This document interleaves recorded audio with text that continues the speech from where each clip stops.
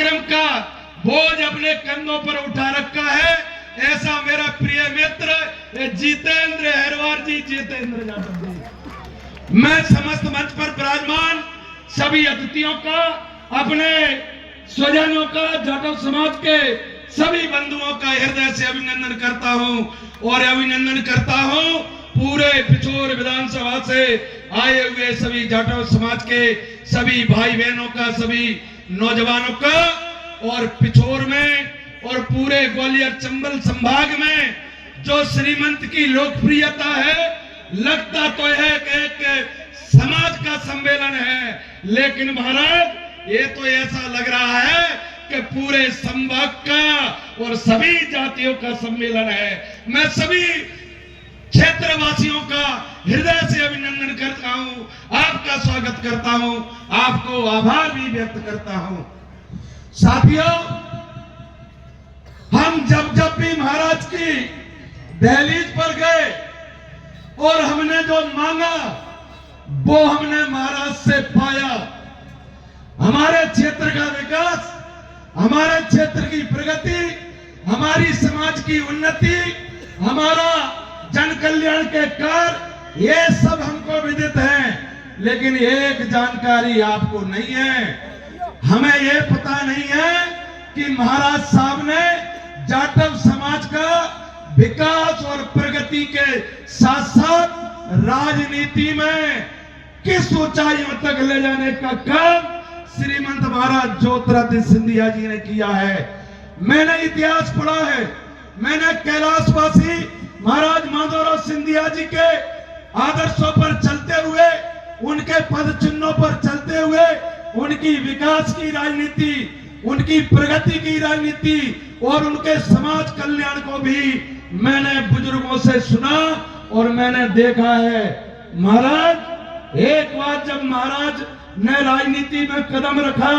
और शायद 80 के दशक का समय था, जब महाराज अपनी राजनीति में चरम पर थे, तो उन्होंने प्रीतम सिंह, हमने जितेंद्र सिंह जी, ऐसे ऐसे नौजवानों को, 1 दर्जन नौजवानों को विधायक बना करके भोपाल की विधानसभा में भेजने का काम उस समय कैलाशवासी महाराज माधवराव सिंधिया जी ने किया था। वो किया था ग्वालियर और चंबल संभाग में। मैं कहना चाहता हूं कि वो सभी समाजों के लोग थे, लेकिन एक मौका आया 2018, जब जाटव समाज का व्यक्ति एक वार्ड के टिकट के लिए तरसता था, एक विधानसभा के टिकट के लिए तरसता था, गुहार लगाता था। लेकिन मैं धन्यवाद देना चाहता हूं श्रीमंत महाराज ज्योतिरादित्य सिंधिया जी को कि मुरैना से लेकर दतिया, ग्वालियर, भिंड और शिवपुरी, गुना, अशोकनगर, इन सभी विधानसभाओं में जो सीटें विधानसभा में एससी वर्ग के लिए, अनुसूचित जाति वर्ग के लिए आरक्षित थी, महाराज ने जाटव समाज के, आपके अपने बेटों को टिकट देकर के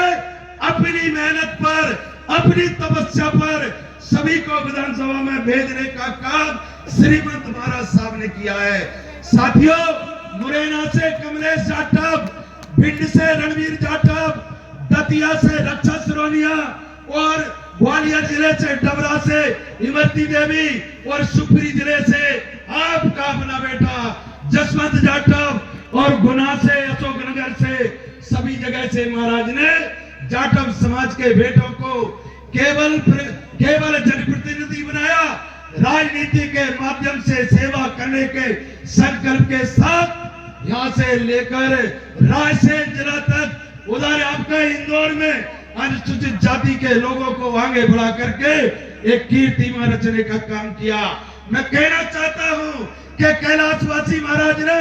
1 दर्जन विधायक बनाए। हम जब महाराज का मौका आया, हमारे महाराज जो हमारे जनप्रिय हैं, महाराज ने तो 1 दर्जन से अधिक लोगों को मंत्री बनाया, कैबिनेट का मंत्री बनाया। ये हमारे लिए, ये एक नेता के लिए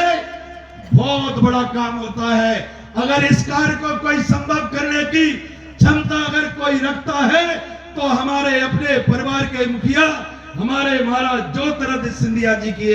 ज्योतिरादित्य सिंधिया जी की क्षमता है। साथियों, मैं जाटव समाज से एक आग्रह करना चाहूंगा। हमें जब महाराज ने विधायक दे दिया, महाराज ने हमको कैबिनेट में मंत्री दे दिया, महाराज ने हमको 2 बार हमारी समाज का सांसद दे दिए, महाराज ने जिला पंचायत के सदस्य दिए, महाराज ने जनपद पंचायत के अध्यक्ष दिए, और खास करके भारतीय जनता पार्टी की मेन स्ट्रीम में आपके अपने बेटे को, एक अनुसूचित जाति के जाटव समाज के बेटे को भारतीय जनता पार्टी का जिला अध्यक्ष बनाकर केवल एक मुझे नहीं बनाया, समूचे मेरे जिले के जाटव समाज का सम्मान और गौरव बढ़ाने का काम हमारे महाराज ज्योतिरादित्य सिंधिया जी और भारतीय जनता पार्टी के प्रदेश नेतृत्व ने किया है। मैं चाहूंगा कि एक बार भारतीय जनता पार्टी के प्रदेश नेतृत्व को और श्रीमंत महाराज साहब को एक बार तालियां बजाकर उनका स्वागत करें, उनका अभिवादन करें। साथियों, आपकी विकास में, आपकी प्रगति में, आपकी उन्नति में महाराज आपके साथ कंधे से कंधा लगाकर खड़े हैं। तो आज हमें भी संकल्प लेना होगा, आज हमें शपथ लेना होगी, हमें छोड़ना होगा उन लोगों को, हमें त्यागना होगा उन राजनीतिक दलों को जिन्होंने हमारे जिनके हम अनुयायी हैं, जिनको हम अपना भगवान मानते हैं, हमारे बाबा साहब भीमराव अंबेडकर, बाबा साहब भीमराव अंबेडकर जो आज तक हिंदुस्तान की धरती पर इतनी डिग्रियां आज तक किसी ने नहीं करी, आज तक के रिकॉर्ड में 4 पीएचडी करने वाला अगर कोई महामानव पैदा हुआ तो वह बाबा साहब भीमराव अंबेडकर हुए। साथियों, उस समय की, उस कांग्रेस कालखंड की कहानी आप सुनेंगे, आप पढ़ेंगे, हमारे नौजवानों को जानना पड़ेगा, हमारे नौजवानों को समझना पड़ेगा। कांग्रेस ने बाबा साहब को जीते जी कभी सम्मान देने का काम नहीं किया। कांग्रेस ने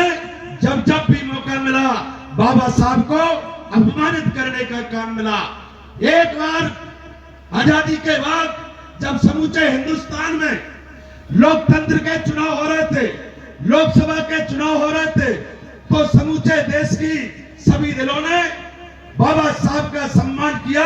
बाबा साहब का समर्थन किया कि बाबा साहब भीमराव अंबेडकर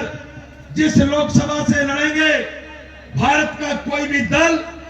चाहे वो उस समय का जनसंघ हो, चाहे जनता दल हो, चाहे हमारा लेफ्ट की पार्टियां हो, सबने बाबा साहब को समर्थन किया और ये प्रस्ताव किया कि बाबा साहब जैसी विभूति को निर्विरोध चुनकर आना चाहिए। साथियों, लेकिन वो कांग्रेस जिसने बाबा साहब के खिलाफ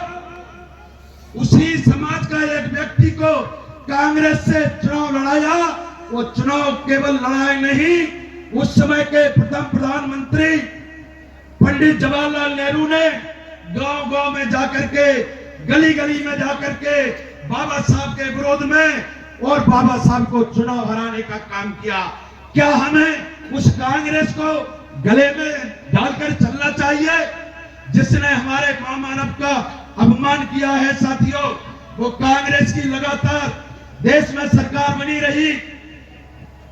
भारत रत्न जीते जी बाबा साहब को भारत रत्न नहीं दिया गया।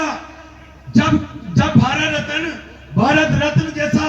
सम्मान देने की कमेटी बनी तो इंदिरा गांधी जी के टाइम में वो कमेटी बनी और कमेटी ने रिकमेंडेशन किसका किया? उस समय की तत्कालीन प्रधानमंत्री इंदिरा गांधी का किया।